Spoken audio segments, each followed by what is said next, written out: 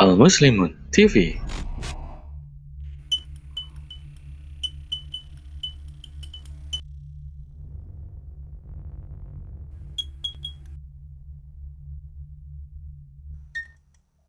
Kepada Bapak Kiai Haji Aman Afif, waktu dan tempat dipersilakan.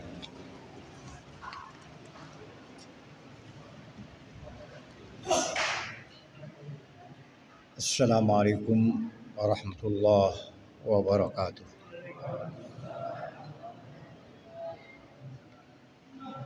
Nahmadullah wa nasta'inu wa nastaghfiruh wa na'udzu billahi min syururi anfusina wa sayyiati a'malina. May yahdihillahu fala mudilla lahu wa may yudlil fala hadiya lahu. Asyhadu an la ilaha illallah wahdahu la syarika lahu wa asyhadu anna sayyidana wa nabiyyana Muhammadan abduhu wa rasuluh. Amma ba'd. Fa ayyuhal hadirun rahimakumullah. Jamaah yang mulia yang saat ini dapat memenuhi undangan Allah Subhanahu wa taala, yaitu dapat melaksanakan salat Isya berjamaah, kemudian qiyamul lail. Semoga beberapa hari yang lalu, sebagaimana tadi dikatakan oleh pembawa pengumuman, sudah beberapa hari kita laksanakan di masjid ini untuk sama-sama kita menghambakan diri kepada Allah. Fi syahril mubarak, syahrun azim, syahrun unzila fil Qur'an, syahrul rahmah, syahrul maghfirah. Bulan yang penuh barakah. Apapun yang kita amalkan sesuai dengan petunjuk Allah, Allah akan lipat gandakan. Malah ada salah satu kata daripada ulama, man fariha bidukhuli Ramadan faqad harrama alaihim niran. Gembiranya saja dengan datang bulan Ramadan, kita akan dijauhkan dari segala mara bahaya kepada diri kita sekalian. Hadirin yang berbahagia, pada kultum ini saya akan menyampaikan tentang orang-orang yang gagal dalam puasa dan orang-orang yang sukses dalam puasa. Orang yang gagal dalam puasa, salah satu hadis diriwayatkan oleh Imam Bukhari, rubba shaimin laisa lahu min siyamihi illa al-ju' wal 'atash. Banyak orang yang berpuasa tapi puasanya itu hanya lapar dan dahaga saja. Kenapa? Ada 4 hal yang mengiringi puasa dia. Pertama, uququl walidain. Seorang anak yang durhaka kepada orang tua. Apapun amal ibadahnya, puasanya, zakatnya, hajinya, umrahnya, ibadahnya, salatnya terhapus jika seorang anak durhaka kepada orang tua. Wa qala rabbuka, Allah berfirman, la ta'budu illa iyyah wa bil walidaini ihsana. Jika kita sudah pada dewasa, umur saya sudah 87 tahun, orang tua saya sudah lama meninggalkan dunia. Apa yang harus kita perbuat? Coba kita renungi, kita tadabburi. Tatkala kita akan tidur begitu lelah, begitu payah, ibu kita menjaga dan memelihara kita, dan orang tua kita berkeringat untuk membiayai kita, sekarang telah tiada. Tidak ada satupun benda yang bisa kita kirim ke alam akhirat kecuali doa. Kecuali doa yang diajarkan oleh Allah Subhanahu wa taala. Dalam salah satu hadis dikatakan bahwa dosa kepada orang tua ini terjadi apa yang pernah terjadi pada zaman Nabi kita Muhammad sallallahu alaihi wasallam. Malaikat Jibril diperintahkan oleh Allah Subhanahu wa taala mendatangi Nabi kita Muhammad sallallahu alaihi wasallam. Ya Jibril, engkau berangkat menemui kekasihku Muhammad, utusan Nabi yang terakhir. Sebab saya katakan Nabi yang terakhir, sekarang sudah mulai muncul Ahmadiyah, nabi-nabi baru. Nabi Muhammad adalah nabi-nabi yang terakhir. Sampaikan kepada nabiku sayangkanku. Nabi yang terakhir yang pernah di dalam bulan Rajab bertemu dengan aku untuk melaksanakan sholat 5 waktu, sampaikan kepada dia. Untuk apa ya Allah? Sampaikan kepada dia pesanku bahwa anak yang durhaka kepada kedua orang tua, seluruh amalnya akan dihapus. Habitat a'maluhum fid dunya wal akhirah. Amalnya yang di dunia habis, hapus. Di amal akhirat dia tidak akan bawa apa-apa. Nah, kita sekarang apa yang kita bisa perbuat? Setiap pada salat jangan kita lupakan Allahumma ighfirli wa li walidayya warhamni warhamma kama rabbayani. Itu doa kita. Ya Rabb, ampunkan segala dosa-dosa orang tua kami yang telah meninggal beberapa puluh tahun yang lalu. Ibu kami, bapak kami, warhamni warhamma, berikan kasih sayang kepada mereka. Kama rabbayani shaghira, seperti bapak kami dan ibu kami dulu memberi kasih sayang kepada kami. Sampaikan Muhammad kepada umat, jangan sampai durhaka kepada kedua orang tua. Ini yang gagal puasanya di dalam melaksanakan ibadah tatkala dia berdurhaka kepada kedua orang tuanya. Yang kedua, seorang istri yang durhaka kepada suaminya. Ini pun amalnya akan ditolak, seluruh amalnya, zikirnya, baca Qur'annya, hajinya, umrahnya, puasanya. Istri yang bagaimana? Istri yang melanggar syariat-syariat Allah yang Allah telah tentukan di dalam Al-Quran dan Sunnah Nabi kita Muhammad SAW.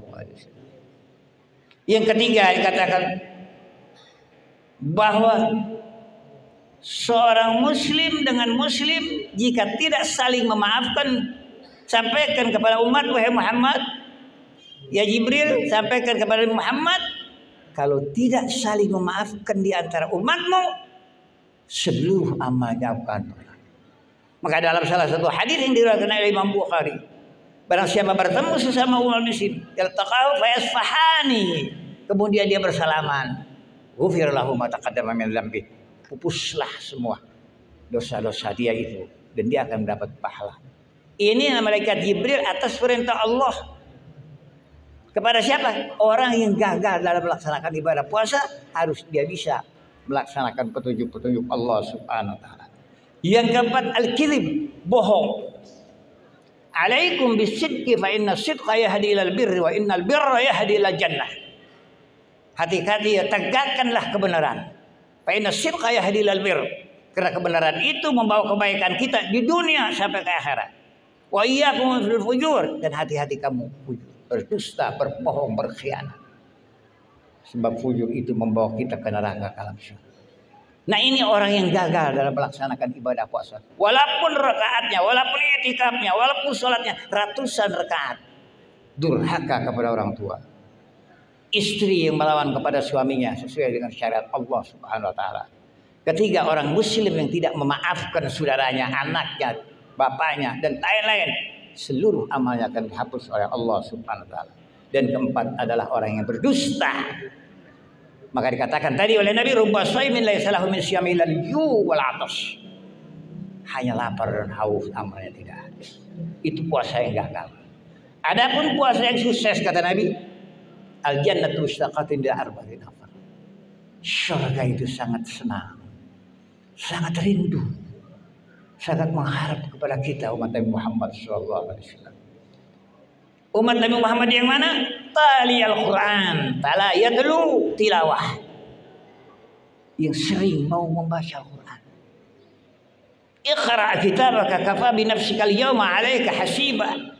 Kau baca Al-Quran, kau baca artinya. Iqra' kitabaka kafa bi nafsika, akan memenuhi hatimu. Berapa banyak dosamu selama 1 tahun. Aku akan hilangkan, kata Allah, selama 1 bulan kau tarawih, selama 1 bulan kau berpuasa. Iqra' kitabaka kafa bi nafsika. Pertama baca Al-Quran, walaupun 5 ayat 1 hari. Apalagi 1 bulan ini kita sambat. Yang sekarang itu dengan tadarus. Perbanyaklah kita tadarus. Kita hanya bisa baca qul huwallahu ahad, baca qul huwallahu ahad 1 hari 1 malam 1000 kali. Al-Quran, tali Al-Quran, itu yang dirindukan oleh surga. Yang kedua, wahafidil lisan, dan menjaga lisan dari apa? Minal ghibah wal khiyanah wan namimah. dari membicarakan orang lain. Pribadi orang lain diperdagangkan, menghilangkan seluruh amal ibadah puasa kita. Wal khianat,